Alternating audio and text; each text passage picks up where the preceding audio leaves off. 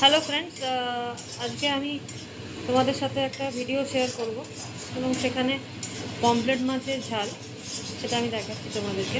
তো দেখো, প্রথমে এই পমফ্রেট মাছগুলোকে হালকা ফ্রাই করে এগুলো এখানে রাখা আছে। এবার ওখানে এখন মশলাটা তৈরি করা হচ্ছে। অনিয়ন, তারপর কাঁচা লঙ্কা চিড়ে দেওয়া হয়েছে, কালো জিরে দেওয়া হয়েছে এবং তার সাথে বিশেষ কিছু আমি দিইনি, হলদি, নুন, এসব কিছু দিয়ে একটুখানি এটাকে কষিয়ে নিই। কষিয়ে নেওয়ার পরে আমার একটা পেস্ট বানানো হয়েছিল। তো পেস্টের মধ্যে আমি যেটা দিয়েছি সেটা হচ্ছে তোমার সর্ষে আছে পেস্টের মধ্যে, ওখানে একটা আলাদা করে রাখা আছে মাছ। সর্ষে দিয়েছি, 4 পিস রসুন দিয়েছি এবং জিঞ্জার দিয়েছি, কাঁচা লঙ্কা দিয়েছি। সেটা পেস্ট করা আছে। পেস্ট করার পর সেটা এখন আমি এর মধ্যে দিয়ে দিয়েছি। এটা খানিকক্ষণ পর এবার আমি এখানে একটু জল দেওয়ার পর এটা ভালো করে নাড়িয়ে নিয়ে যার যেরকম যতটা জল লাগবে ততটা এখানে দিতে হবে কড়াইয়ে। ভালো করে নাড়িয়ে নিই। তারপর আমার যে ভাজা পমফ্রেট মাছগুলো আছে সেগুলো আমি একটা একটা করে এর মধ্যে দিয়ে দেবো। তো তোমরা দেখতে থাকো, আমি প্রসেসটা এখানে কন্টিনিউ করছি।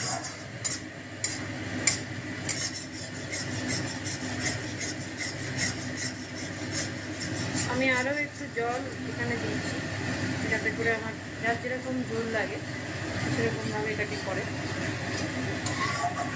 দেখতেই পাচ্ছ কালারটা খুব সুন্দর হয়েছে এবং এটা একটা সিম্পল একটা রান্না, কারণ এখানে আমি খুব বেশি রসুন ইউজ করিনি এবং খুব বেশি মশলা জাতীয় ইউজ করা নেই। এটা খুব হালকা করে করা হয়েছে। এটা স্বাস্থ্যের জন্য ভালো হবে আর এটা খেতেও আশা করি সুস্বাদু হবে। তো তোমরা একদিন এরকম করে বানিয়ে দেখো, তোমাদের যদি ভালো লাগে আর যদি ভিডিওটা তোমাদের পছন্দ হয় আমার সাথে যেটা আমি শেয়ার করলাম সেটা লাইক কমেন্ট করতে ভুলো না। তো নেক্সট এবার যেটা আমি করবো সেটা হচ্ছে এক এক করে এবার পমফ্রেট মাছগুলো দিতে থাকবো। তো আমার মনে হয় আরেকটু জল এখানে দিতে লাগবে, কারণ আমার কারিটা একটু লাগবে। তো কারি যদি আমি ঠিকমতো না করি তাহলে আমার এটা ঠিক সুস্বাদু। 4টে মাছ আছে, সেই হিসেব করে আমাকে জলটা দিতে হয়। হ্যাঁ, তো এবার এক এক করে মাছগুলো আমি এর মধ্যে দেবো। দেখো এটা কীরকম কালার এসেছে।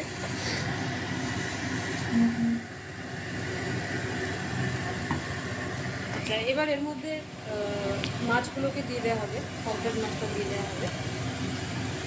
তো আমার আর একটু আমি দিলাম, কারণ কারিটা একটু ঘন ঘন লাগবে সেই রকম। আচ্ছা, এরপর এখানে অল্প একটু নুন দিতে হবে, অল্প একটু নুন এর মধ্যে দিতে হবে, কারণ না হলে সেটা অন্যরকম লাগবে। তো নুন দেওয়া হয়ে গেল। এবার এক এক করে মাছগুলো কড়াইয়ের মধ্যে ছেড়ে দেওয়া হচ্ছে। দেখো টোটাল 4টে মাছ আছে, তো 4টে মাছ কড়াইয়ের মধ্যে দিয়ে দিলাম।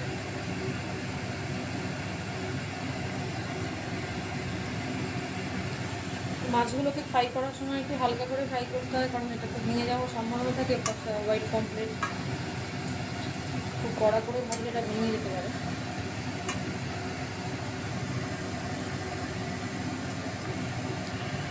তো এরপর আমি খানিকক্ষণ এটাকে ঢাকা দিয়ে রাখবো। ঢাকা দিয়ে রাখার পর তারপর এটাকে খুলে এর মধ্যে ফাইনালি আমি শেয়ার করছি তোমাদের কী দেবো। তো এখন এটা রইল এইভাবে ঢাকা দেওয়া।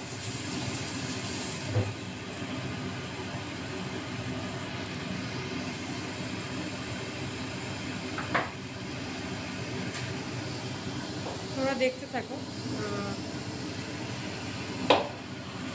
খুব বেশিক্ষণ এটাকে ঢাকা দেবো না, তার কারণ খুব বেশিক্ষণ ঢাকা দিতে লাগবেও না। আমি দিকটা একবার খুলে দিলাম, দিয়ে এটাকে একটু ঝোলটাকে খানিকক্ষণ ফুটতে দেওয়া হবে। খুব বেশিক্ষণ দিলে ঝোলটা টেনে যাবে।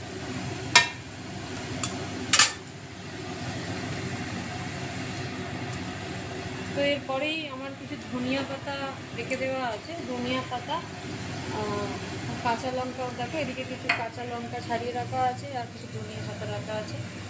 তো এবার এই গোটা কাঁচা লঙ্কাগুলোকে আমি এর উপর দিয়ে দেবো। এখন সরিয়ে দিলাম। দেখতে পাচ্ছ তোমরা। এরপর ও ধনিয়া পাতাগুলোকে এক এক করে ওখানে টুকরো টুকরো করে নেওয়া হচ্ছে।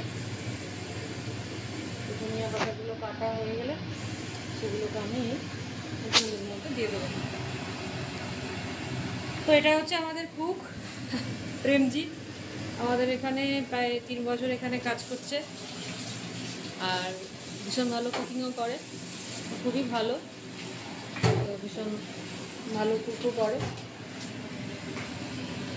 আর ওকে শিখিয়ে নেওয়া হয়েছে অনেকটা আমাদের। তো এখন মোটামুটি বাঙালি, ও যেহেতু অ্যাকচুয়ালি নন বেঙ্গলি, সেজন্য ও মাছ রান্নাটা খুব ভালো করে করতে পারে না, তো তাও শিখিয়ে নিয়েছি আমি বেশ খানিকটা।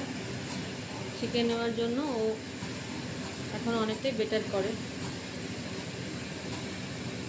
তো ওখানে ওগুলো কেটে নিচ্ছে, সেই প্রসেসটা এখন চলছে।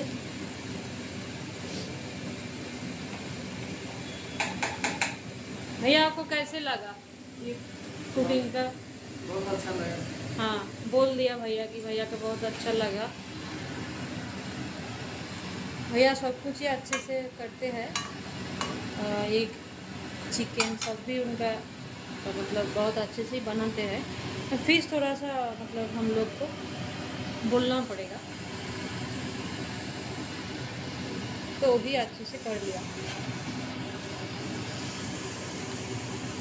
भैया इसके अंदर अभी धनिया पत्ता डाल दीजिए।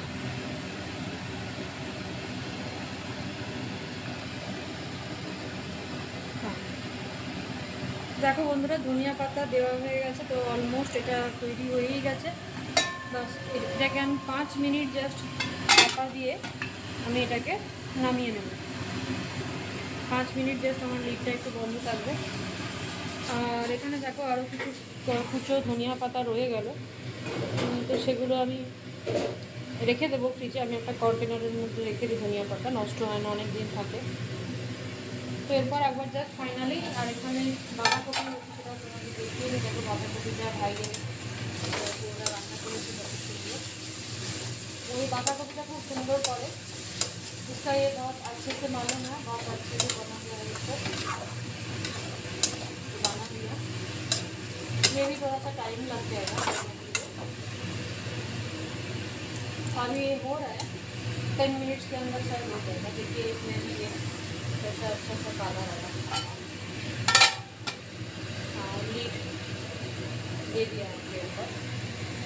तो अभी मछली के पास मैं आ गया, और अभी ये रेडी भी हो गया। ठीक है, इसको बंद करना है, बस एक बार टेस्ट करना है। তো ঠিক আছে বন্ধুরা, তাহলে আমি এখানে বন্ধ করলাম। তোমরা নিশ্চয়ই এটা দেখলে, তোমাদের যদি ভালো লাগে তাহলে এটা কমেন্ট করে জানিও, আর তোমরা নিজেরাও এটা ট্রাই করে দেখো। চলো এখন বাই, তোমাদের সাথে নেক্সট ব্লগে দেখা হচ্ছে খুব তাড়াতাড়ি।